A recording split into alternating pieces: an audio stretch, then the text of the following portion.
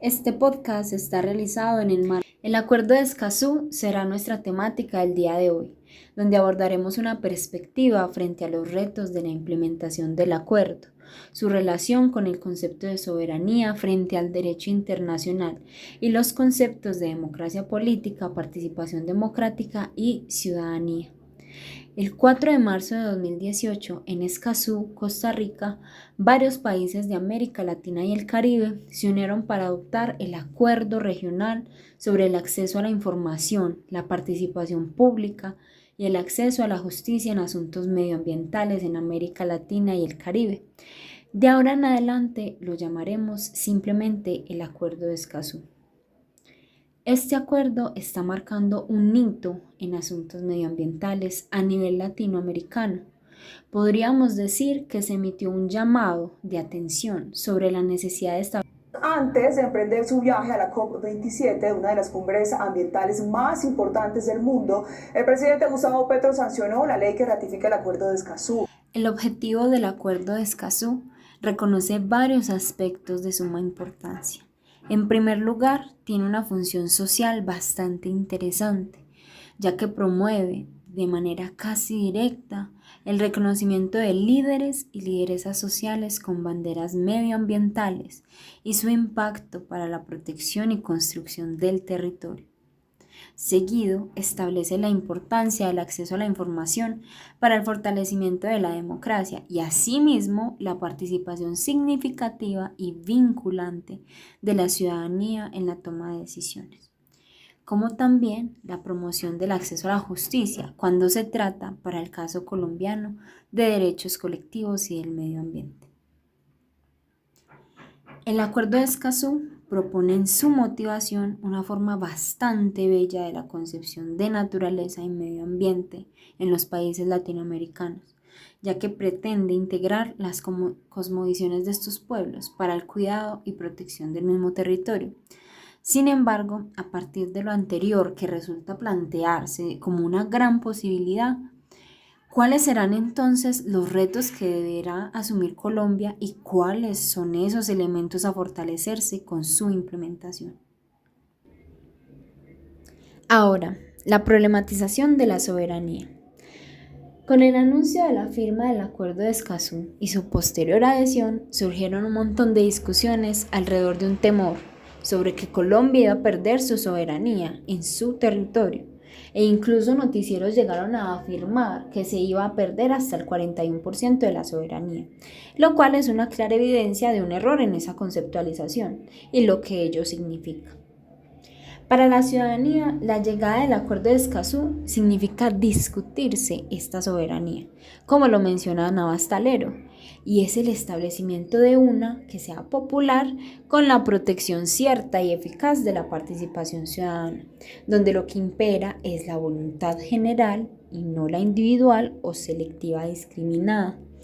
Y asimismo se dé paso a una democracia política, económica y social para hablar también de democracias fuertes e integrales. Frente a este concepto preciso, para el caso en particular del Acuerdo de Escazú, lo enmarcaremos en la posibilidad de un Estado que se caracterice porque su voluntad y actividad está formada por la intervención directa e indirecta del pueblo en dirección de ese mismo Estado, siendo una voluntad soberana. Ahora bien, en términos internacionales ese concepto de soberanía pareciera entrar en disputa un poco por esa capacidad de los estados de resolver sus aspectos jurídicos y no someterse a decisiones de carácter internacional, que ha sido una discusión bastante frecuente y un dolor que se ha tenido frente al ámbito internacional. Toda vez que al hablar de la naturaleza necesariamente se necesita hablar de territorio. Y como el Estado toma decisiones sobre ese territorio, por eso pareciera que las fronteras con este acuerdo se volviesen difusas y asimismo el control territorial. Sin embargo, podríamos decir que esto es una falacia, ya que en la manera en la que el Estado colombiano incorporará el Acuerdo de Escazú será por medio de ley, con su debido trámite en el Congreso de la República, legitimándose revisándose y colocándose a consideración de esa misma soberanía y legitimidad democrática que posee el Congreso como representantes. No podrá entonces creerse que nuestros países vecinos tendrán una capacidad de acción coercitiva o impositiva frente al direccionamiento en términos medioambientales, sino más bien que hablamos de una articulación regional que comprenda las realidades materiales de los ecosistemas y los territorios latinoamericanos como un indivisible, pero para su cuidado. Pero ¿qué significa esto? Y es que esa articulación regional que entienda esa realidad material podrá tener mucho más fácil alternativas para la protección de los recursos naturales y la posibilidad de establecer diálogos de gestión de recursos tanto económicos como humanos entre los estados parte para la implementación de manera eficaz. Esto de la soberanía en relación con la democracia nos da pie a hablar de un pilar fundamental del acuerdo, y es el acceso a la información y la transparencia.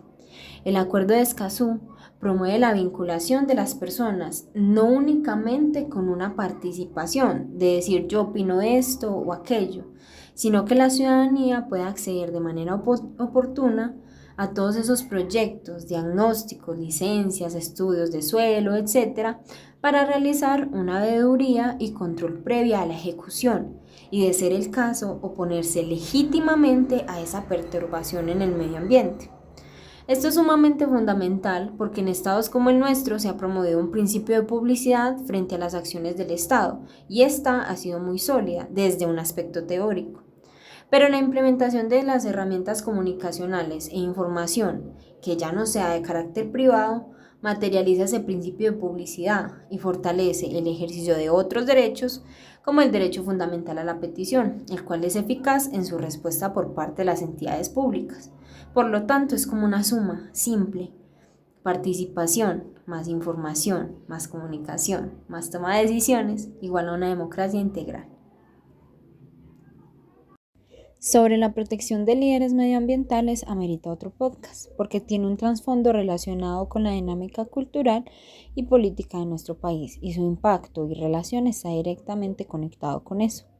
Pero sin ahondar mucho, vale la pena decir que esta es una oportunidad de reconocimiento y protección. La mejor forma de proteger un liderazgo es haciéndolo visible. Por lo tanto, con el respaldo de la comunidad y ahora de un Estado, entre comillas, comprometido, podría lograrse. Para finalizar, y después de estos enunciados, resulta imprescindible en el debate internacional plantearse las posibilidades que desarrolla el acuerdo. Según Henry Jiménez, el Acuerdo de Escazú es un espacio de interdependencia entre los derechos humanos y el medio ambiente. Es la posibilidad de incorporar a los estados parte nueva normativa que hagan más reales las garantías de los mismos derechos humanos y que reafirme el compromiso político internacional por la promoción de los mismos.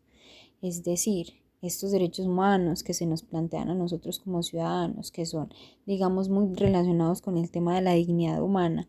y que son connaturales, digámoslo de esa manera, igualmente se verían mucho más materializados su garantía a través de la implementación del Acuerdo de Escazú.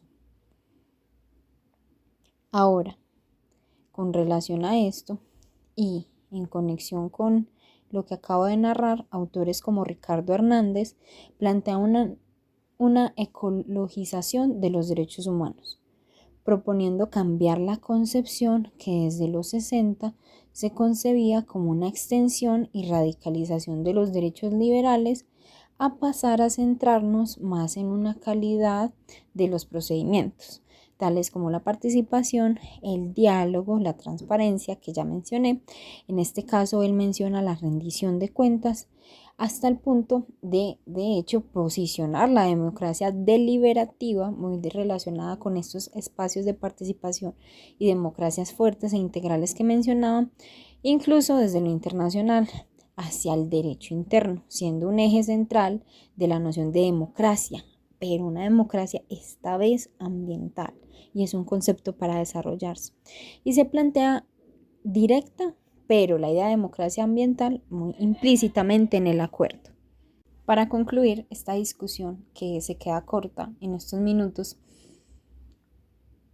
es importante plantearnos si es entonces el Acuerdo de Escazú un interés internacional sincero y homogéneo para la protección del medio ambiente. Sabemos que las discusiones que se dan en materia internacional tienen un matiz político muy contundente y los intereses económicos priman, y en la conversación de hoy están primando. Esos intereses económicos han sido los que a través del capitalismo y el consumo excesivo han atacado directamente las calidades del medio ambiente y han ultrajado y violentado y dañado pues nuestro ecosistema como tal y nuestro territorio. Pero entonces, como conversa el Acuerdo de Escazú con estos intereses económicos y se promueven, por ejemplo, estas prácticas medioambientales de participación para el fortalecimiento de las democracias, en este caso de los estados latinoamericanos. No es de gratis que los estados latinoamericanos estén haciendo este proceso. Obviamente reconocen en sí mismos las posibilidades medioambientales que tienen, pero eso significa que los líderes de estados suramericanos y del Caribe tienen que tener un sentimiento casi que real y una voluntad política. Ojalá no se queden solo en voluntad política, pero que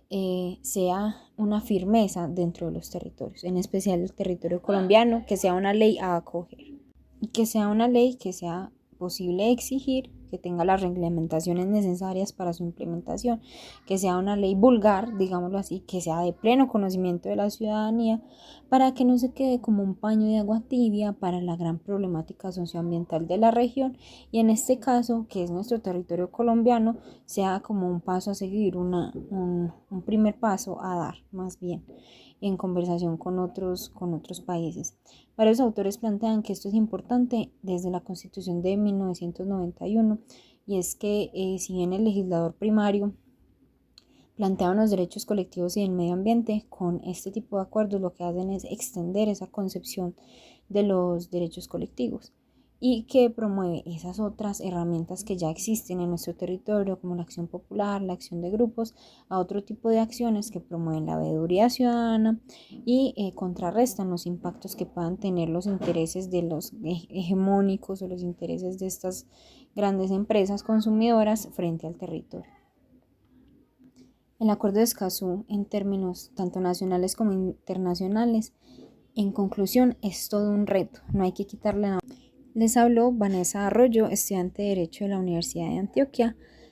Gracias.